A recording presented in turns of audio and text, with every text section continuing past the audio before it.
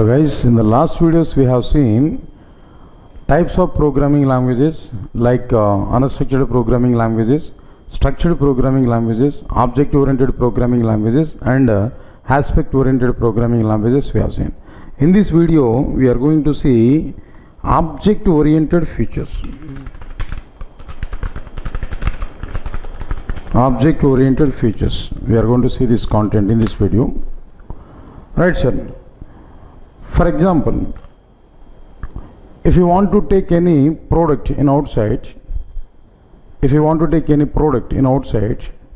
let's say for example, if you want to take a mobile phone in a mobile shop, when we go to that mobile shop, when we inquire about that mobile, immediately that mobile shop representative able to give information about this particular mobile phone within 2 minutes or 3 minutes of time.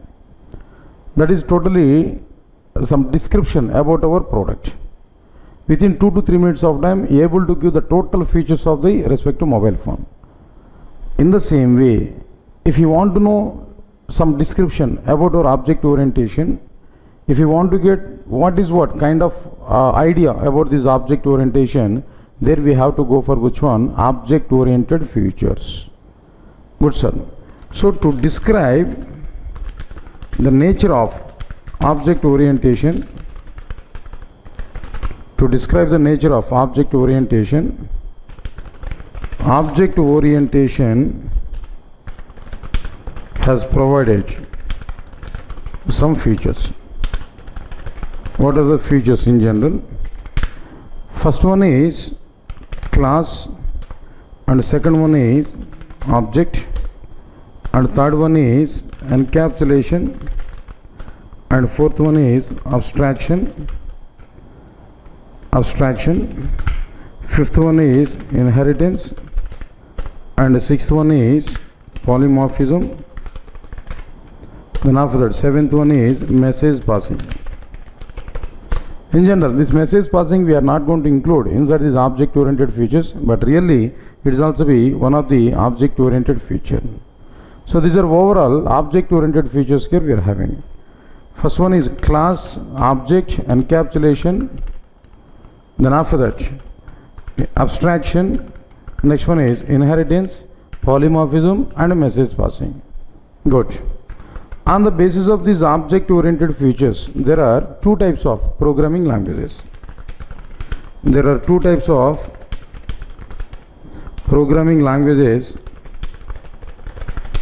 Are defined on the basis of object oriented features.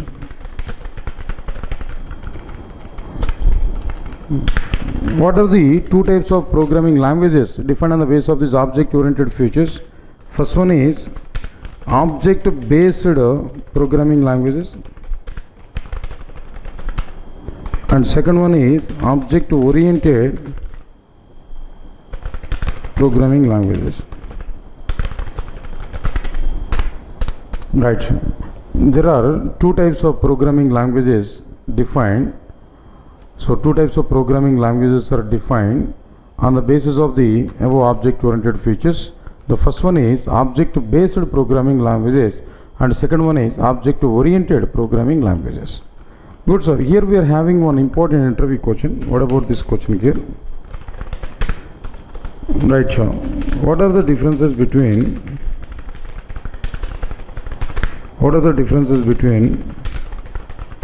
object oriented programming languages and object based programming languages? So this is one of the interview question in outside here. We are able to get this question frequently, especially at fresher level. We are able to get this type of question there. Right, sir. I have just one or two number of answers there. The very first answer is which one can? If any programming language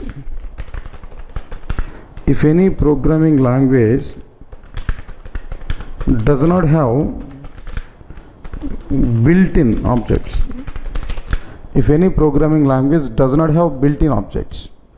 inbuilt objects. Let's say for example, if you take JavaScript, inside this JavaScript, window is a built-in object. Like this, if any programming language not having built-in objects, then that programming language is called as object oriented programming languages. If any programming language does not have built-in objects, then that programming language is called as which one? Object oriented programming language. Java does not have any inbuilt objects directly.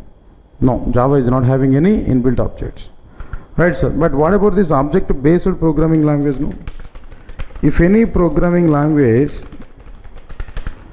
has built-in objects, inbuilt objects or built-in objects.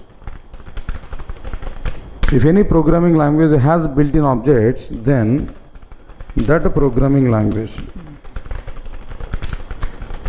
is called as object-based programming language. The example I am telling you. In case of JavaScript, directly we are having window is a built-in object. So this is object-based. In case of Java, no built-in objects are available here. Everything we have to create explicitly. Then every object we have to prepare there. So that's why the Java is which one, object-oriented. Next, another feature, another difference is which one here? Clearly, another difference is object-oriented programming languages. Object-oriented programming languages are able to follow almost all the object-oriented features, including inheritance and polymorphism.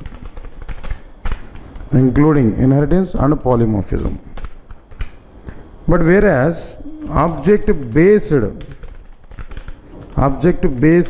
programming languages are able to follow almost all the object-oriented features, excluding, not following, excluding in the sense not following, excluding inheritance and polymorphism. Right, sir. So in the case of these object-oriented programming languages, inheritance and polymorphism both are possible, but in the case of object-based programming languages, inheritance and polymorphism both are not going to be existed. In object-based, all the remaining features are going to be allowed. Like encapsulation is allowed. Encapsulation is allowed inside this object-based, and encapsulation is also allowed in which one? Object-oriented. But inheritance and polymorphism both are not possible in the case of object-based programming languages, but which are possible in the case of object-oriented programming languages. Right, so now the third point is which one here? Examples for object-oriented programming languages are Java, C++, Java, and what next one here? Then after that, like a C#, .NET, something else like this. These are the examples for object-oriented programming languages. Next one is examples for object-based programming languages are like here we are able to identify which examples are available here. For example, like JavaScript is the first one here. JavaScript is one example. Then after that, and Visual Basic, VB, Visual Basic is another example here. Then after that, Ruby is another example, and so on. Number of examples are available for object-based programming languages. Finally, what exactly the differences between object-oriented programming languages and object-based programming languages? No, three differences are available mainly. The first one is which one? If any programming language does not have built-in objects, we have to create every object explicitly, then that type of programming language is called as object-oriented programming languages, which is not the one of which one objects. Then we have to create explicitly that objects here. But if any programming language has built-in objects, then that programming language is called as which one? Object-based programming languages. Next one is features point of view. If you observe there, object-oriented programming languages are able to follow almost all the object-oriented features, including inheritance and polymorphism, whereas object-based programming languages are able to follow almost all the object-oriented features, including inheritance and polymorphism. Next one is examples. If you observe there, examples for object-oriented programming languages are C++, Java, and C#.NET, and so on. But examples for object-based programming languages are JavaScript and VB, that means Visual Basic, and next one is Ruby, and so on and so on and so on here. All these things are which one there? No, object-based programming languages. Right, so this is the difference between object-oriented programming language and object-based programming language.